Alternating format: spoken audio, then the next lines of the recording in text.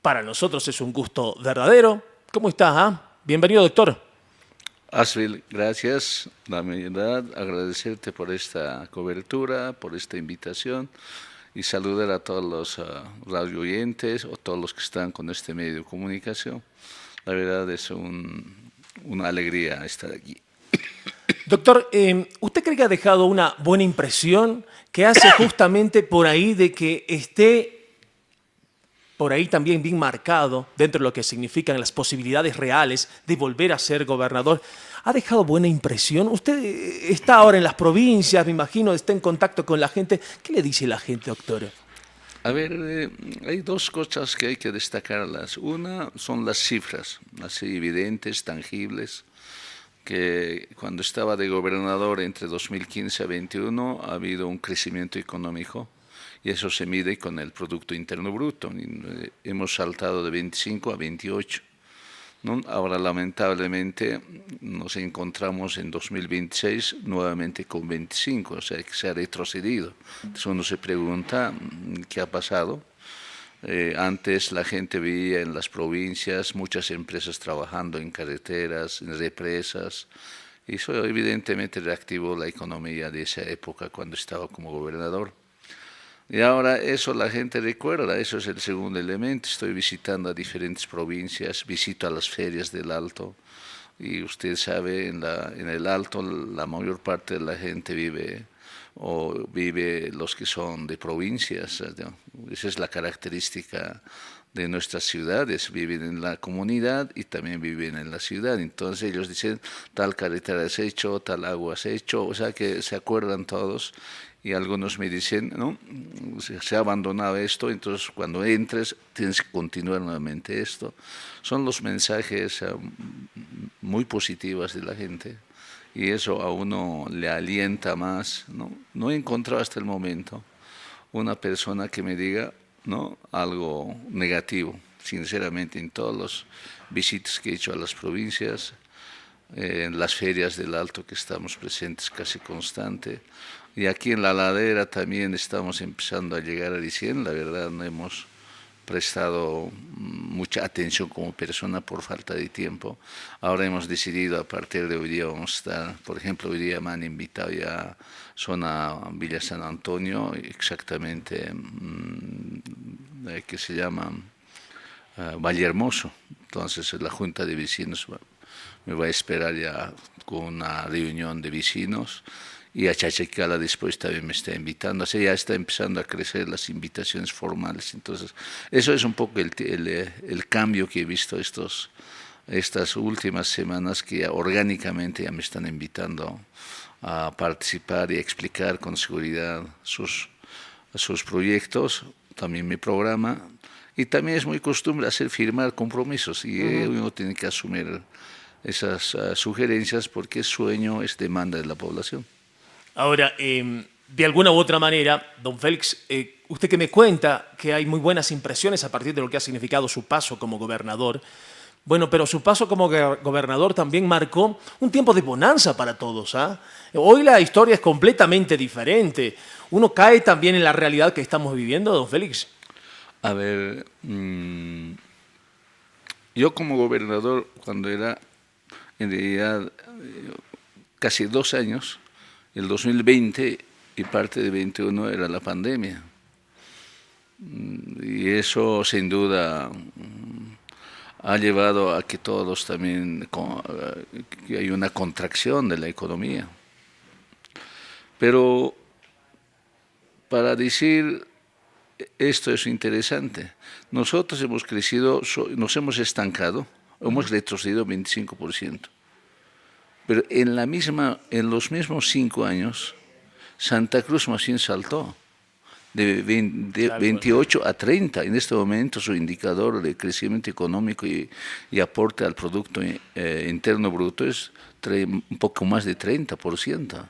Pero La Paz retrocedió más bien de 28 a 25. Entonces estamos hablando de la misma época. Entonces algo está pasando.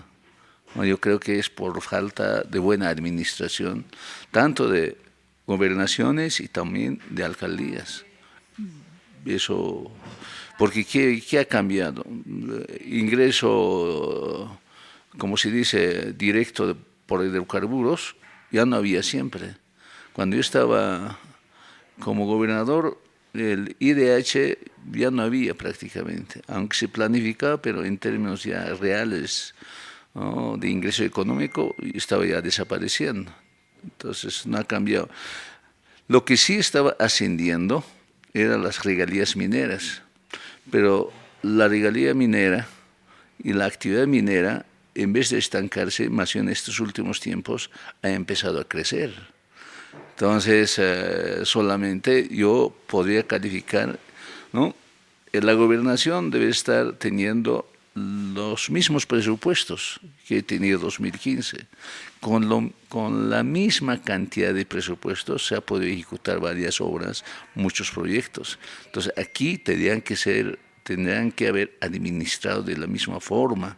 Pero tengo entendido que prácticamente en la forma de administración han retrocedido bastante, porque algunos incluso solamente para tener ejecución presupuestaria lo han transferido directamente al gobierno nacional, muchos seguramente rubros de la economía del departamento. Entonces son algunas, como se dice, realidades que puede indicarnos para afirmar que no ha habido buena administración, por lo tanto el departamento, como consecuencia, se ha estancado.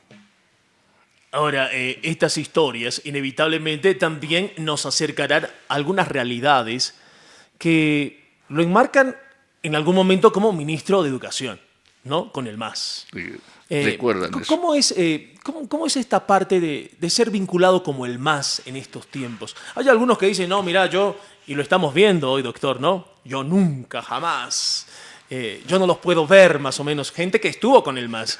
Sí. ¿Qué dice usted cuando le dicen, pero si usted es masista, don Félix? ¿Ah? No, solo hay que comprender coyunturas históricas. El que no comprende coyunturas históricas está perdido, solamente puede actuar del sentimiento y no a partir de objetividades. A ver, hagamos la historia. La coyuntura histórica de 2005 era un sueño de transformación total y lo vivía toda la población. Estamos hablando de un 75% de la población.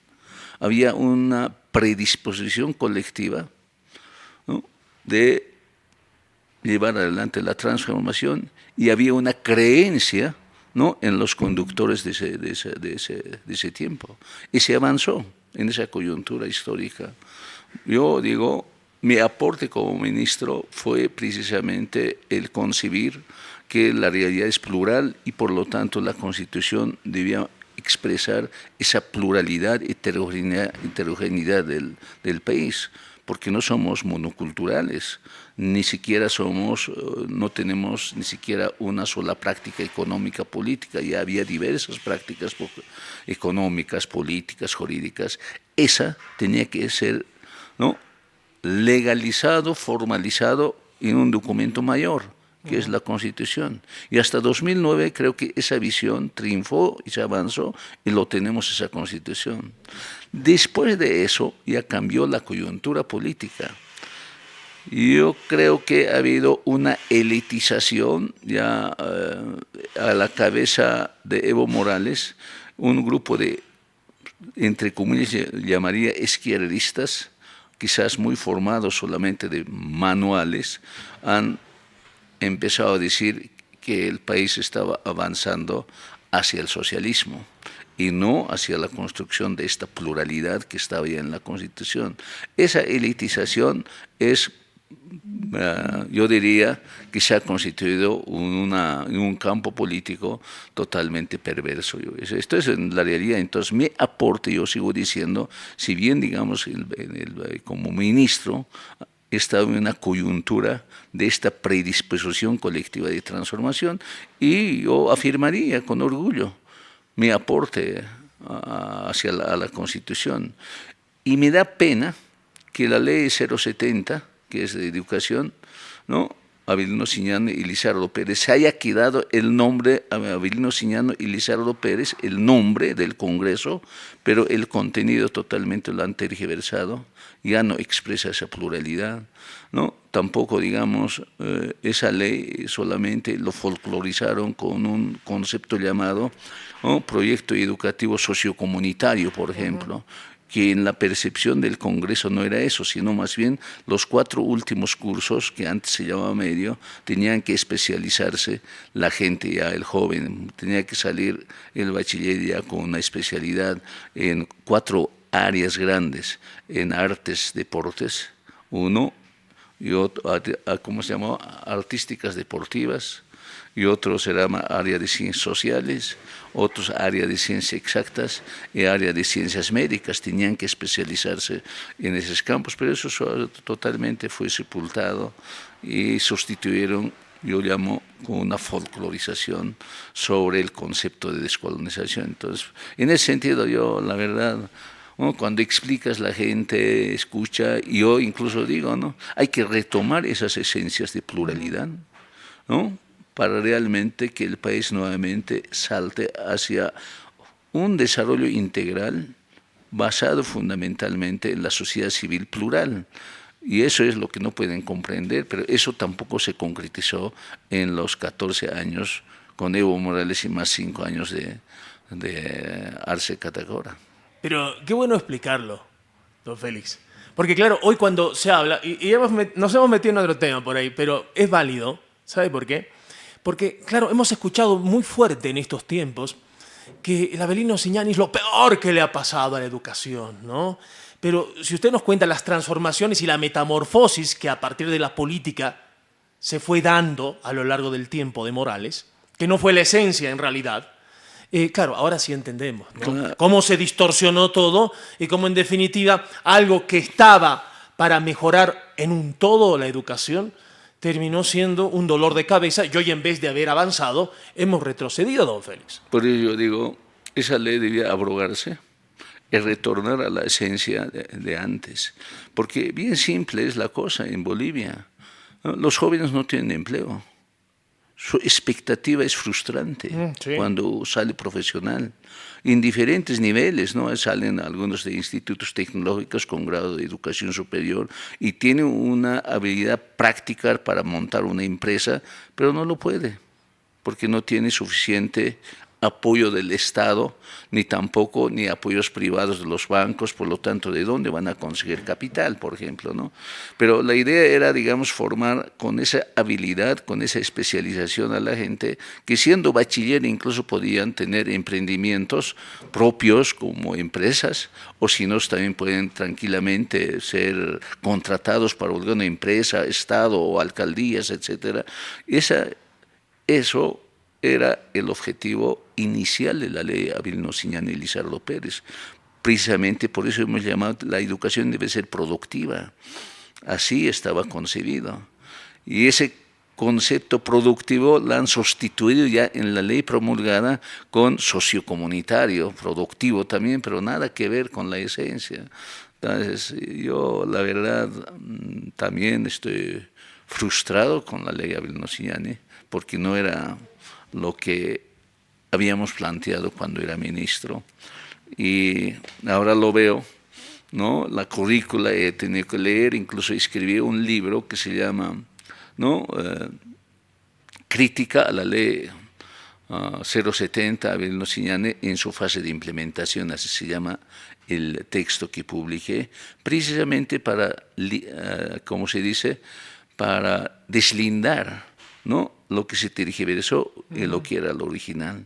Entonces, en ese libro precisamente está expresado lo que era el fin y el objetivo final de la educación productiva y cómo debía ser. En ese libro está explicado, que escribí después de ser ministro. Después de esta explicación que era inevitable, bueno, tenemos a un ex ministro de Educación y usted sabe que nosotros, por lo menos acá en el programa, siempre hacemos énfasis en eso, educación y salud, es como columna Exactamente. vertebral. Y a propósito de la salud, donde la gobernación tiene un peso específico y donde hemos visto inconvenientes mayúsculos, donde el sistema de salud es tan débil que continúa siendo un verdadero dolor de cabeza y muchos continúan diciendo, ojalá no me enferme, porque Dios me salve. Si seguimos utilizando ese cliché, pero que es real lastimosamente. ¿Ah? Es real. Es real, mira, a ver, dos fallas estructurales existen, o tres diría. A ver, en primer lugar, la infraestructura. Realmente el complejo Miraflores ya cumplió pues su función. Ya ha sido construido en 1960. La visión de ese tiempo y había una menor cantidad de población y las enfermedades endémicas eran también otras, y cambió esa realidad. Hoy día en ese complejo ya es imposible implementar, por ejemplo, tecnologías médicas, ¿no? Porque la infraestructura no está hecha para eso. Y si quieres hacerlo, tienes que construir otra. Pero para construir otra, tienes que derrumbar todita y hacer otra. Entonces, la única manera de salvar en términos de infraestructura es ahorita construyendo, por lo menos en otro lugar, 2 hospitales de tercer nivel. Es decir, toda la gente de Hospital General salga y algunos hospitales que están ahí, Hospital de la Mujer, está de niño, está gastro, es varios. Claro. ¿No? Entonces, algunos por lo menos hay que retirarlo y empezar a derrumbar y proyectar ya otra construcción adecuada a estos tiempos. La única salida en términos de infraestructura, ¿no? Este es un tema nodal. Ahora, el segundo tema, evidentemente, es ítems. Sí. Hay muchos profesionales que no tienen laburo, como usted está Claro, contando, ese y es el buenos tema. profesionales, ojo, ¿ah? Y por eso, digamos, solo hay un turno en la mañana hasta las 2 de la tarde. Eso es una conquista social y no vamos a poder modificar eso. Muchos están diciendo fácilmente, vamos a hacer trabajar en la tarde, mas eso es imposible, es porque están bajo la ley general del trabajo muchos, otros son funcionarios públicos ya con institucionalización, etcétera. Entonces, esto es un tema. Entonces, el tema, por lo menos, los hospitales de tercer nivel tienen que salvar con 1000 ítems más. Y desde mi punto de vista, cuando Rodrigo dijo hay que discutir la distribución de 50-50, los recursos de coparticipación tributaria, es decir, los impuestos que pagamos, es cierto que a la gobernación no entra ni un centavo de los impuestos que pagamos los paseños, y debía de entrar. Entonces, por lo menos este recurso que va a llegar a la gobernación debía ser destinado a los ítems de salud para habilitar turnos de la tarde y contratar otros especialistas médicos, enfermeras, lo que corresponde contratar y que funcione en la tarde. Entonces, la gente por lo menos estaría aliviada, no solamente estaría, porque en la mañana te dan a lo mucho 8 fichas, ¿no? Y también físicamente, hasta digamos, empezando 9 a 2 de la tarde, va a atender nomás 8 a 10. Eso es una realidad física del médico especialista, pero la demanda no es 10, son 50, 100 al día. Entonces la única manera es habilitar otro turno que también atienda otra cantidad. Entonces eso necesita otra cantidad de ítems. Entonces, por eso para mí es muy importante que este debate de 50-50 sea prioritaria y que por lo menos de ese 50 lo que va a entrar a la gobernación se destine, ¿no?, a la creación de nuevos ítems. Este es un tema. Y el tercero es, yo diría, más administrativo legal. Hay 3 rectorías en salud y hay 3 tipos de contratos también que hacen los médicos o enfermeras, todos los trabajadores de salud. Uno corresponden al Ministerio de Salud y obedecen al Ministro de Salud. Y otros son contratados por la gobernación y obedecen a la gobernación, al director del CEDES, y el director del CEDES obedece al gobernador o gobernadora, lo que no importa. Entonces, eso es la mayoría. Y otros son contratados por municipio. Entonces, cuando se lanza una política de salud, no hay una coordinación. ¿Por qué? Porque no hay una rectoría única. No hay alguien que diga, esta es la línea. Si dice desde la gobernación, el municipio no, los médicos, todos los trabajadores de salud que están contratados por municipio, no obedecen. Igual de la gobernación, etcétera. Entonces hay una descoordinación, entonces eso es falta de rectoría. Eso, por ejemplo, es una discusión urgente que hay que hacerlo cuando se esté discutiendo. Por eso había dicho, discutamos 50-50, pero también discutamos las competencias. En salud, por ejemplo, ¿cómo va a ser la competencia? ¿Cómo va a ser la rectoría? No podemos destrozar de esa manera la salud, ¿no? Evidentemente, ahora con eso hay que llevar a una institucionalización de los trabajadores de salud. Porque en este momento, cuando entra un gobernador, todos los contratos, ¿no? La gente que trabajaba y ganó experiencia, lo despiden. Y los que han trabajado políticamente entran. Y eso, desde mi punto de vista, no es nada bueno para la salud, para la atención a la demanda de toda la población, ¿no? No es coherente. Entonces hay que lanzar una institucionalización en todos los niveles, aunque para eso, particularmente en los trabajadores administrativos de salud, hay que hacer una reingeniería de distribución del personal, porque no está bien distribuido. Te cuento, hay, digamos, en una unidad, una secretaria, la secretaria tiene su secretaria. Sí, sí, sí. ¿No? Eso es una realidad, pero eso ha ido ocurriendo en el tiempo con los cambios de los gobernadores, con los cambios políticos. Entonces seguramente ha trabajado uno apoyando a un candidato, entonces como ya no podían colocar, le han inventado un ítem ¿no? para poner de secretaria, ¿no? para otra secretaria que seguramente debe estar institucionalizada o algo pasó. Entonces hay que hacer una reingeniería para lanzar nueva institucionalización, fundamentalmente para el sector de los trabajadores de salud. No, es importante. Nosotros siempre, por eso le estaba contando a Félix, nos enfocamos en esos temas, ¿no? Que son primordiales, son esenciales. Si no, no podemos avanzar.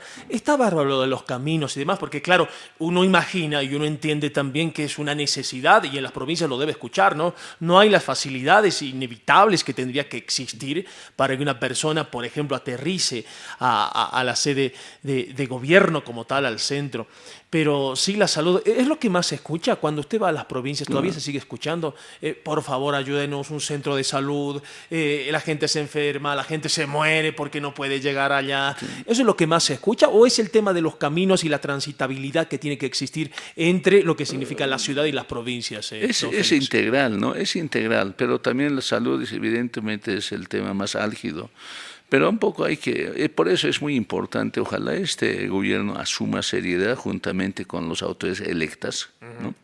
El tema de rectoría y el tema de fortalecimiento de salud.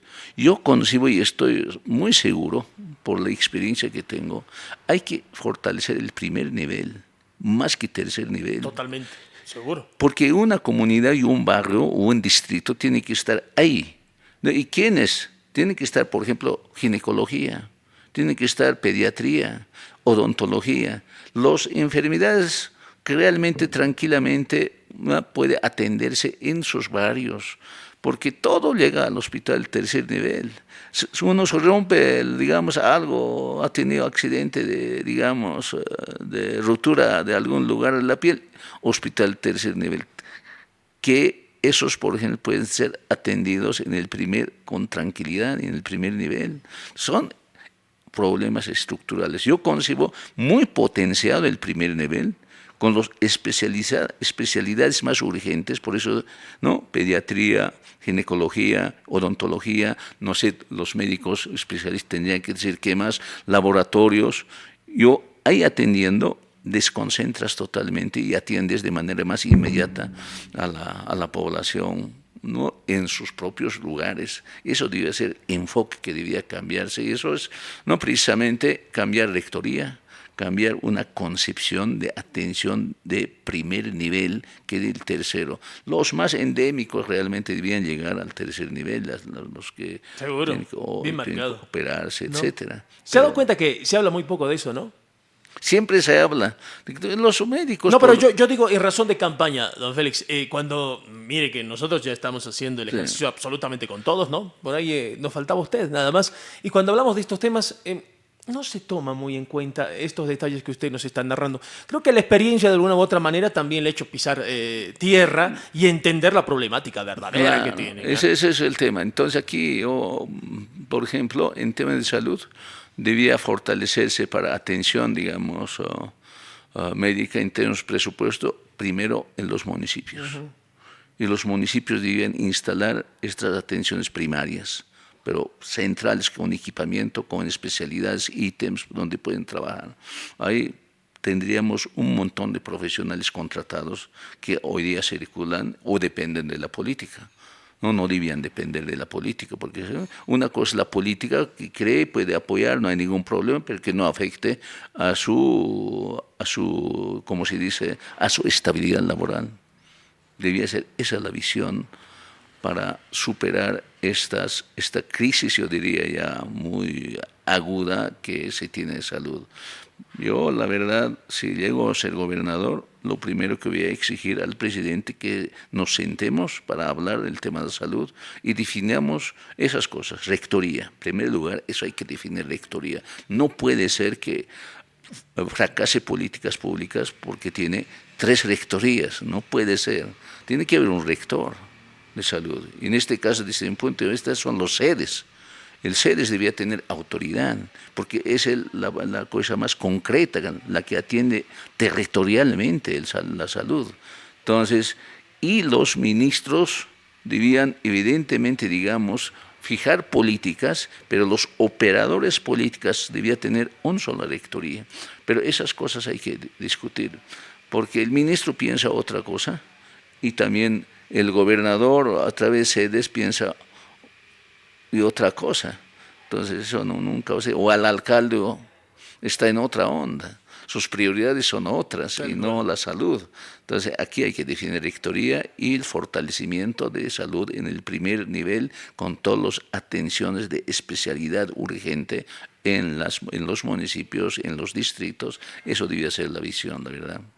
Después de tanto tiempo, y esta es la última, don Félix, ¿la gente entiende realmente la función del gobernador? Fíjese que hacemos ese ejercicio, porque muchas veces la gente dice, ¿y qué hace el gobernador? Y la gente no sabe explicar, no sabe decir realmente, no sé, va a arreglar mi calle, dicen algunos, no, va a arreglar la autopista. Tienen una idea errónea. ¿Eso cuesta, en definitiva, hacerle entender a la gente la función verdadera de un gobernador? A ver, después que hemos tenido la nueva constitución, donde establece a través de una ley marco de autonomías, otorga precisamente las atribuciones y funciones de cada nivel, ¿no? Del gobierno central, del gobierno departamental y gobiernos municipales. Incluso pone de algunas organizaciones indígenas que están en la constitución, ¿no? Aquí falta un proceso de socialización, de información a la población en general, cuáles son las competencias de cada entidad. Hay que hacer una fuerte labor, porque la gente no sabe. Piensa que el gobernador puede, digamos, hacer mejoramiento de calles. Y me dice a algunos, no, mira, mi calle está así, esto vas a trabajar, ¿no? Ayer nomás estaba en Cardenal, una avenida, esto si mejoras te vamos a votar, como no, te queremos, vos lo sabes hacer, vas a cumplirla, ¿no? Algunas cosas se puede hacer haciendo convenios intergobernativos, pero las competencias ya son están establecidas ya en esta ley marco de autonomías, está en la Constitución. Pero Entonces, qué importante es socializar, ¿no? Se da cuenta que la gente no entiende, sí, no entiende. sí. Falta información, falta socializar a la gente para que también evalúe, ¿no? Claro. En función de la competencia, evalúe a su autoridad, sea sido bueno o malo, porque ahorita hacen una evaluación sin definir su competencia, porque por ahí, digamos, por decirle, un gobernador, pero no ha hecho en la ciudad nada, no ha mejorado ni calle, no ha hecho nada, pero no era su competencia. Eso es falta de información. Esa tarea de socialización, ¿no? Ahora, con la experiencia que tengo, hay que hacer a través, por ejemplo, de los subgobernadores desde la gobernación. Los subgobernadores debían una línea de socialización de competencias porque ellos están en todas las provincias, incluido la ciudad. En la ciudad tenemos dos autoridades, subgobernador, asambleísta departamental y además representante del alto y de la ciudad. Ellos debían encargarse, ahora eso es lo que sí, digamos, encargarse con una de las líneas, la socialización profunda de las competencias de cada nivel de Estado. Creo que es una necesidad urgente que hay que hacerlo. Quedó muy claro. Doctor, nosotros muy agradecidos y hemos cumplido y cumplimos además. Nos faltaba solo usted, le cuento, ya vinieron todos los candidatos a la gobernación. Hemos escuchado, le hemos permitido también a la gente que nos escucha a través de la radio, escuchar cada una de las propuestas, de las posturas y sobre todo de las personas. ¿Sabe qué? Ya voy a terminar. A este departamento, a este país, más allá del profesionalismo, la meritocracia, le hace falta buenas personas, doctor. Sí, lo falta. Además, mira, hay una cosa que yo digo que falta al departamento como tal, la identidad. La Paz como departamento siempre ha pensado en el país y las transformaciones históricas se deben a La Paz. Pero se descuidó al pensar en el país, se descuidó a sí mismo. Es como ejemplificando, ¿no? Es como Félix Paz se piensa en otra gente y uno se descuida. Es más o menos lo mismo.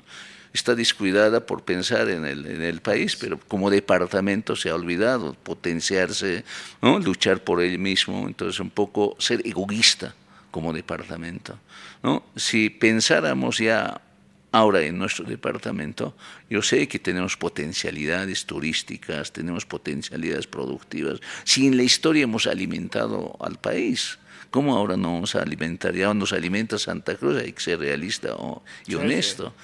Antes no, hasta 1990 La Paz alimentaba a todo el país y exportaba incluso productos, y ahora no lo hace. Entonces, pero eso es mucho pensar en el país y no pensar en sí mismo. Por pensar en el país, por ejemplo, en el gas murieron tantos, ¿no? Más de 70 murieron, ¿no? Por pensar en el país que el gas tiene que quedarse aquí, y lo hemos hecho. ¿Y qué recibió el alto? Nada. A cambio de eso, nada. Nada. ¿No? Más bien se han ido las empresas, ¿no? Porque había bloqueos, porque hay todas las marchas, etcétera. Las empresas han ido a Santa Cruz. Entonces, hemos perdido más que ganar. Entonces hay cosas que hay que reflexionar. Yo digo, pensemos ahora en La Paz, protejamos a La Paz, ¿no? Y un poquito dejaremos, digamos, en suspenso, entregarnos en su totalidad al país, ¿no? Hay que estar muy atento del país, pero también pensar, hay que estar, como se dice, ¿no? Pensar en nuestro departamento. Que le vaya muy bien, doctor. Ha sido un gusto. Ha sido un gusto, Asbel. Muchas gracias. Hasta pronto. Ahí estaba el doctor Félix Pazzi compartiendo junto a nosotros esta edición del programa Candidato a la Gobernación del Departamento de la Ciudad de La Paz. Así hemos cumplido con todos, mucho más para compartir. Aguántenos, ya estamos de vuelta. Enciende la voz, que el aire escucha. Aquí la pregunta no acusa, invita, acompaña, despierta. Cada historia encuentra su turno, cada dato su contexto y pulso. Micrófonos abiertos al mundo, oídos atentos a la verdad. Esto es radio.